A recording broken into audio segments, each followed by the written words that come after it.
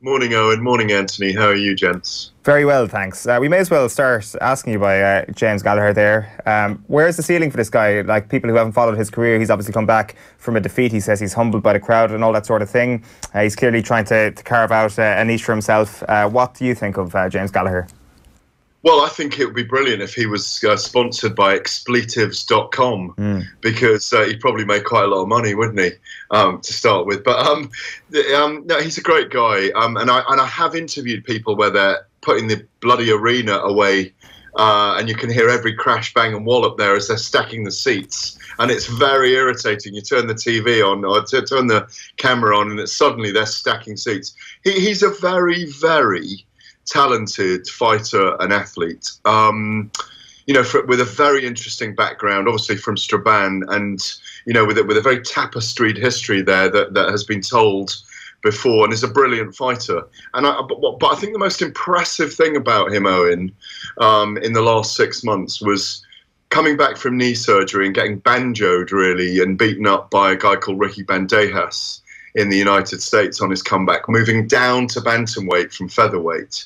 And, he, as he was talking about there, he took a lot of flack for it because he's very, he winds people up, James. He's there to be the winner. He's got an arrogance about him, and there's an aping in some ways of what Conor McGregor was and produced. But he's got real skills and he's in with the right people at the right time at the moment because Bellator have just signed a deal with Sky Sports. That event on Saturday night was broadcast on Sky Sports, the second event to do so. Only the second mixed martial arts event ever of that caliber on Sky Sports, gents, in prime time.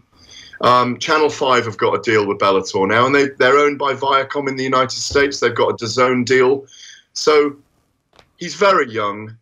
He's clearly influenced by what Conor McGregor achieved and acts like him in a way, but he's got genuine talent. The ceiling, he's in a really good bantamweight division. I think he was in a tougher featherweight division, and I think it was a wise move to move down. I do think he'll win a world title, but even more than that, he's got a following.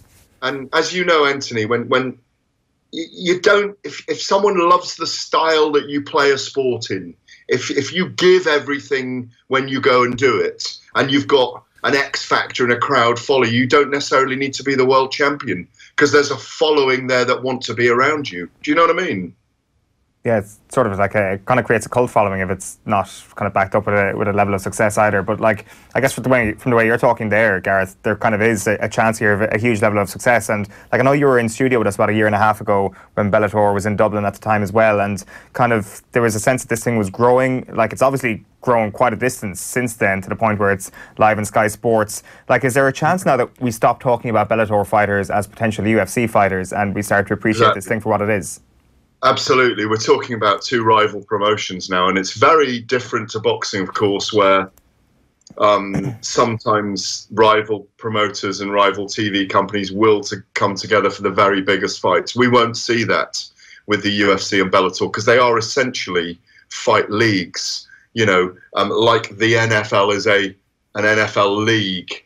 MLB is a league, and that's how it's done in America. But no, they've easily. If the UFC had got the Channel 5 and the Sky Sports deal that Bellator have just got, no other mixed martial arts organisation would ever have got anywhere near them in Europe and this region, Europe, Ireland, England, and over to Eastern Europe where it's popular as well. Would never got anywhere near. This is the big hike up for Bellator.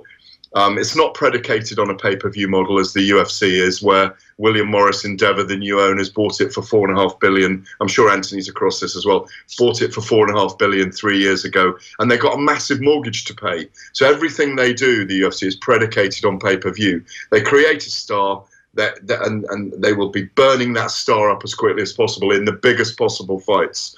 There's more of a slower build, a kind of more organic build, if you like, with Bellator, and I think it's very sensible, and I think they're putting roots in everywhere. And I think that, like you say, I was in a year and a half ago. I think Hoist Gracie was choking me out in the studio, wasn't he? Yeah. Putting me to sleep. That was great. With the what? No, I think they're doing a great.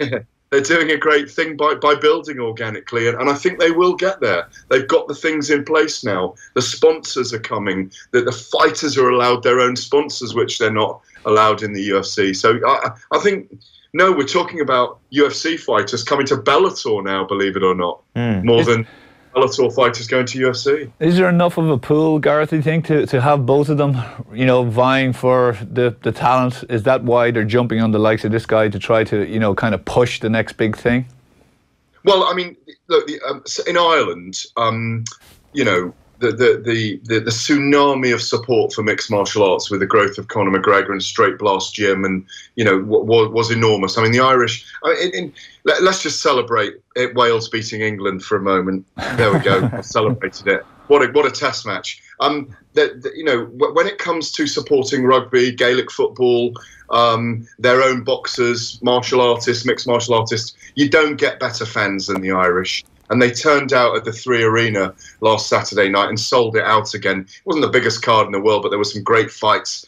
Peter Queally and Miles Price had venom about it because Price had trained in Khabib Nurmagomedov's gym in San Jose ahead of Conor McGregor fighting Khabib. So there was a bit of steam there. But no, I think there is scope. But we don't know how big this sport's going to be. I mean, I've been covering it 12 to 14 years now, and it's grown enormously in that time, Anthony. I think there is scope for 2 promotions everywhere, 2, and maybe 1 in Asia. 1 championship's very big. I think TV companies, as we've seen in America, DAZN have put $140 million into 21 Bellator events over 3 years. You know, there's a lot of money swirling around for live, visceral, kind of dramatic theatrical sport, and fight sports has that, you know. And as long as you've got the characters within it, it's going to be a success. I always remember this. It's what I always say to people when they say, you know, as I was talking about just now about someone not necessarily needing to be the champion. Billy Walker, a British heavyweight in the 60s, never won a world title, never won a European title, but he sold out Wembley Arena 9 times, I think it was, and made a fortune. And his brother opened fast food joints, but it was because he had a flick of blonde hair. He was up and down in his fights, and he delivered every time, and people loved seeing him fight. And that's all you need. Do you know what I mean? You just need people who are inspiring and people who want to be followed, you know? Yeah, well, it's going to be a very interesting couple of months and years for sure when it comes to Bellator.